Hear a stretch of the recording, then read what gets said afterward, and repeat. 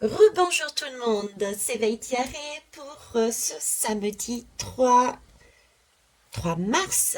Eh oui, 3 mars. Accompagné cette fois-ci de la fleur de vie pour s'épanouir jour après jour. Nous avons compris l'harmonie les uns entre les autres. Nous nous sommes posés pour voir ce qu'il y avait à laisser. Pourquoi? Pour faire justement de la place avec nos ancêtres de façon à pouvoir donner aux uns et aux autres notre connaissance, notre savoir et en récupérer également nous-mêmes. Tout ça pour pouvoir s'épanouir. On va aller voir donc le 3 mars. J'avais mon Roland posé bien au milieu comme ça, donc il y a bien une avancée, hein, une connaissance qui est prise, une vibration qui est beaucoup plus haute. On avance les belles âmes.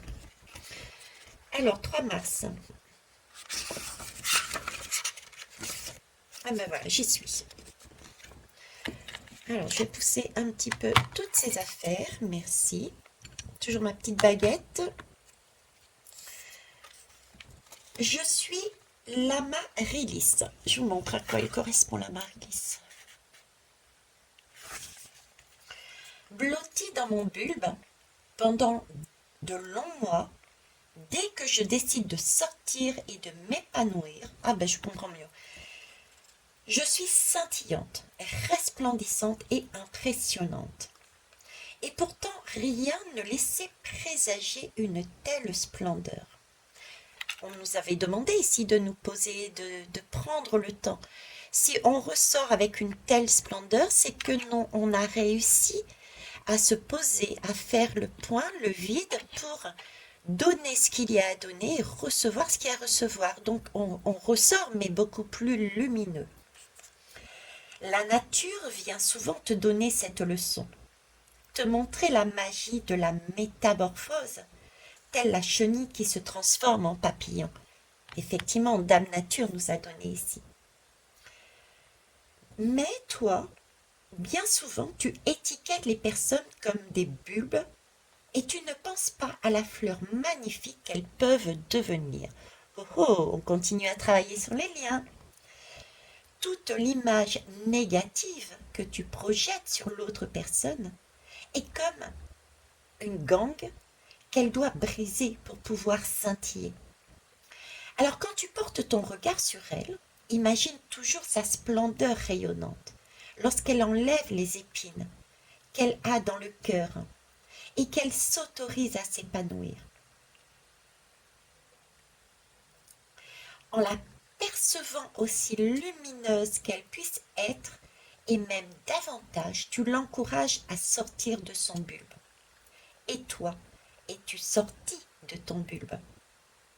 Ce soir, avant de t'endormir, tu peux te dire: j'imagine la splendeur de chaque personne quand elle s'autorise à s'épanouir. C'est donc une invitation pour ceux et celles qui n'ont pas encore été jusqu'au bout de continuer afin de resplendir, de s'épanouir. Et ceux et celles qui ont fait ce travail jusqu'au bout, c'est une invitation à hisser les autres en resplendissant, en leur montrant le même chemin, comment ils peuvent y arriver. Allez, on va aller voir le message. Je comprends mieux aussi pourquoi on m'a demandé de parler à nouveau de ma baguette. La baguette, c'est enseigner, c'est montrer, c'est prendre le chemin, c'est la baguette du pèlerin qui avance, c'est la baguette qui montre, en plus elle est brillante celle-ci, et elle ne parle de chakra, une élévation.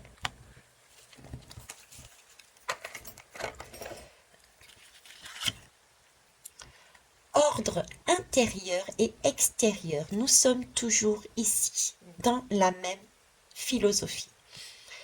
Aussi bien en mon fort intérieur que tout ce qui m'entoure constitue un élément de l'ordre universel. Il s'agit bien toujours de comprendre que nous sommes tous liés les uns aux autres et que nous avons tous besoin à un moment donné ou à un autre de l'autre. Et donc, il faut s'harmoniser. On repart quelque part sur le premier message de lundi. Je vous souhaite une belle journée. Au revoir.